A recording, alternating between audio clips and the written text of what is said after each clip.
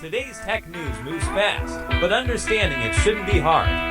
That's why Snarful Solutions Group brings you Connecting the Dots, where we break down what's happening in tech and why it matters to you. Now, let's dive in with your hosts. Welcome to Connecting the Dots from Snarful Solutions Group. I'm Alex. And I'm Morgan. And today is April 29, 2026. We're going to be unpacking some absolutely massive stories today, but first, let's just get a quick snapshot of the baseline data, what the world looks like right now. Yeah, let's do it. So, looking at the financial markets, it's actually remarkably calm out there today. The Dow Jones is slightly down, dropping 0.27% to close at 49,141. And the S&P 500 ticked up just a tiny bit, a 0.07% to 7,138. And Bitcoin is just sort of hovering right around 76,933. Right. So fairly stable on the financial front. And, the physical world reflects that too, at least from us locally here in Sacramento. Oh, yeah. It's gorgeous today. Right. Sunny and 80 degrees. But if you look at the national radar, it's a lot busier. There are actually 342 active U.S. weather alerts right now. Wow. That's a lot. Yeah. It's a lot of turbulence, mostly concentrated over the water and the coastlines. Gotcha. And just a super quick nod to the sports ticker. It was a rough night for baseball fans. Both the Giants and the A's dropped their games yesterday, and there's no Kings game on the schedule today. Ugh, tough break. But, looking at all that, the weather, the markets, things are pretty normal. But if we pivot over to the market for tech egos, things are incredibly volatile right now. That is an understatement. Right. We are basically looking at the complete collapse of the so-called Wild West era of Silicon Valley. We've got a fascinating stack of reporting today, and our mission is to unpack how these massive tech giants handle accountability. Exactly. We're looking at situations where billions of dollars and, honestly, potentially the trajectory of humanity itself are on the line. Yeah, so before we jump into a federal courthouse in Oakland to look closer at this wild AI feud, let's hear a quick word from our sponsor. Today's episode is brought to you by Strong Coffee, the premium instant coffee that tastes like a traditional brew, but it's packed with 15 grams of protein, MCTs, and adaptogens like ashwagandha. Get clean, sustained energy without the jitters. Use promo code SNURFLE for 20% off at strongcoffeecompany.com. All right, let's get into it. Moving on to our first story, we are stepping into Judge Yvonne Gonzalez Rogers' courtroom in Oakland. Right, the founding feud of the modern AI boom. Basically, yeah. It's Elon Musk versus Sam Altman. And the stakes are they're staggering. Musk is claiming that OpenAI entirely abandoned its nonprofit mission. Yeah, his legal team is literally calling it stealing a charity. Stealing a charity. And they're arguing that if Altman wins this, it gives license to loot every charity in America. And Musk's demands are huge. He wants Altman removed, the company reverted back to a nonprofit, and $150 billion in, quote, ill-gotten gains returned. Which is just a wild number to even say out loud. It really is. So I need you to help me wrap my head around the mechanics of this, because OpenAI's structure has always been super confusing. Oh, absolutely. Like, how does a nonprofit board just spin up a subsidiary, absorb $10 billion from Microsoft, and technically not sell the company? Well, Musk's lawyer, Stephen Molo, actually used a really clever analogy for this in court. Okay, what was it? He compared it to a nonprofit museum that decides to open a gift shop just to fund itself. But then, over time, the gift shop just starts selling off the Picassos so no one can even see them. Wow. That paints a picture. It does, but it oversimplifies what is honestly a bizarre legal architecture. What OpenAI built was this, they call it a capped profit entity. Right. And it's governed entirely by a 501c3 nonprofit board. So investors like Microsoft, they pour billions into this for-profit arm, but their returns are legally capped at a specific multiplier. Okay, so they can only make so much back. Exactly. And theoretically, anything generated beyond that cap gets funneled back into the nonprofit to, serve humanity. Right, serve humanity. But Musk is saying that cap is basically meaningless when the valuations are in the hundreds of billions. Right, the gift shop swallowed the museum. Exactly. And to really get why Musk is so obsessed with this museum, you have to go back to its founding. In court, he traced the whole origin of OpenAI back to a conversation he had with Google's Larry Page in 2015. Oh yeah, this is a fascinating detail. It is. So Musk was apparently terrified about artificial general intelligence AGI just wiping out humanity, and Page just totally dismissed it. Yeah, Page basically argued that if AI outlasts us, they're just our natural evolutionary successors, which is a very Silicon Valley way to look at human extinction. Completely. And then Page actually insulted Musk, calling him a speciesist. A speciesist. Right, because Musk was prioritizing human survival over artificial intelligence. Oh, wow. Yeah, and Musk testified that this specific insult was the catalyst for OpenAI. He wanted to build a counterweight to Google's DeepMind. He even wanted to call it FreeMind at first. Oh, to directly counter DeepMind. That's very on the nose. He basically wanted a Star Trek future, not a Terminator one. Right, but getting to that Star Trek future requires compute, and compute requires, astronomical amounts of capital. Yeah, it's not cheap. No, not at all. And this is where OpenAI's lawyer, William Savitt, brought out a really brutal counter-narrative. Yeah, the defense was pretty aggressive here. Extremely. They aren't just defending their corporate structure, they are actively dismantling Musk's whole origin story. They brought out internal emails from 2015 and 2016 showing that Musk himself was pushing for a standard for-profit structure almost immediately. Wait, really? So the whole stolen charity thing? Yeah, it takes a massive hit.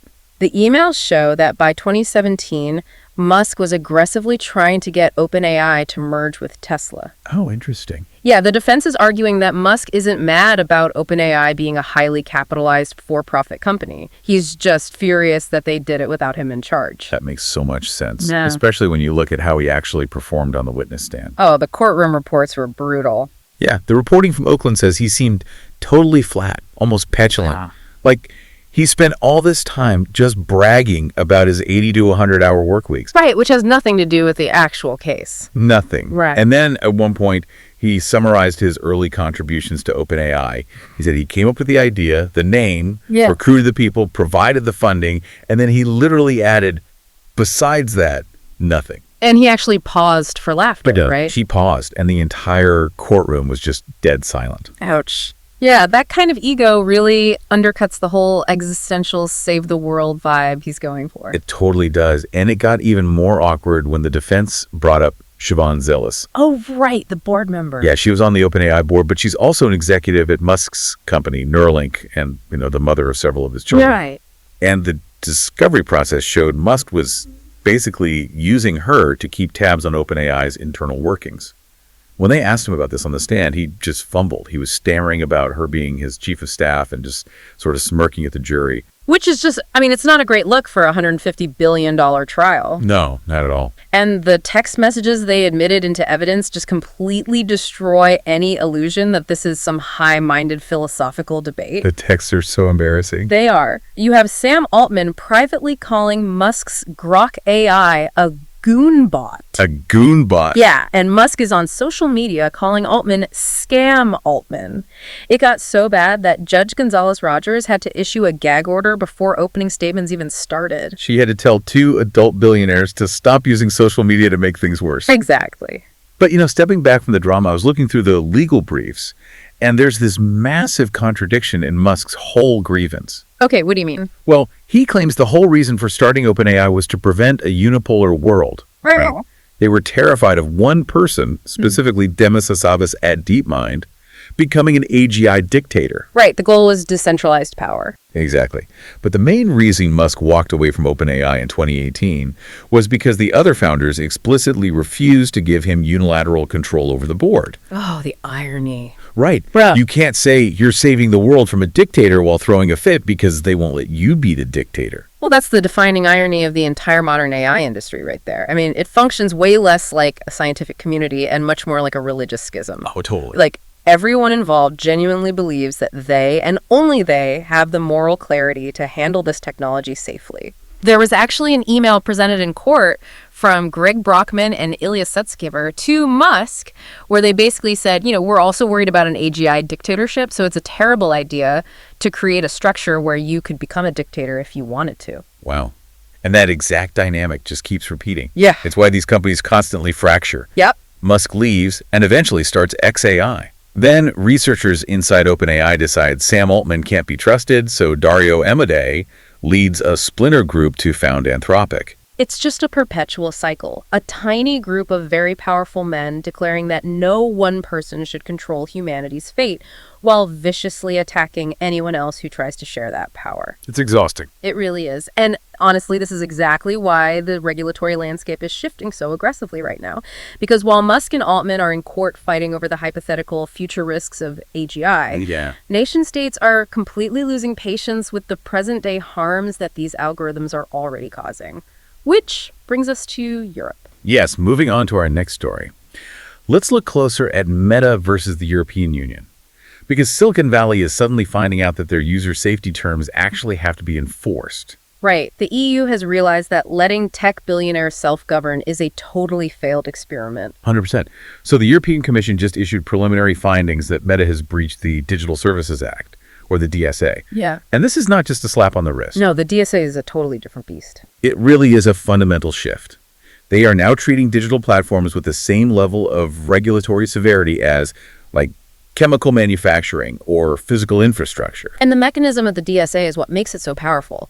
You know, in the past, tech regulation was super reactive. A platform only had to take down harmful content after someone flagged it. Right. The whack-a-mole approach. Exactly. But the DSA flips the burden of proof. It designates companies like Meta as very large online platforms and requires them to proactively prove that their algorithms aren't inherently dangerous. Which is huge. Yeah, Henna Virkunen, she's the EU's tech policy leader. She explicitly stated that user safety terms can't just be mere written statements anymore. They are legally binding operational requirements. And the main battleground for this enforcement right now is child safety, because Meta's own terms of service say you have to be at least 13 years old to use Facebook or Instagram. Right, that's been the rule forever. But the EU's investigation found that Meta's enforcement is basically non-existent. Like, a minor can bypass the age gate just by typing in a fake birth date. It's that simple. Yeah, and the data the EU found is just staggering. They estimate that between 10 and 12% of children under 13 in the European Union are active on Facebook and Instagram right now. 10 to 12%. That is millions of children bypassing the rules with absolutely zero technical resistance from the platform. Zero. And the Commission also found that when people actually try to report underage accounts, Meta's reporting tools are deliberately opaque. They're hard to use, and they almost never result in actual enforcement. Well, and the financial liability for Meta here is just catastrophic. It's massive. Yeah, under the DSA, if they're found guilty of systemic negligence, they can be fined up to 6% of their global annual turnover. So wait, let's do the math on that. Meta's revenue in 2025 was $201 billion. Right. So a 6% penalty, that's a $12 billion fine. Yes, for a single violation. Wow. And Meta's corporate response to this is just wild to me. They're trying to frame age verification as this insurmountable technical hurdle. Oh, yeah, they keep calling it an industry-wide challenge. Yeah, implying that regulators are just being unreasonable, expecting them to solve it on their own. Yeah.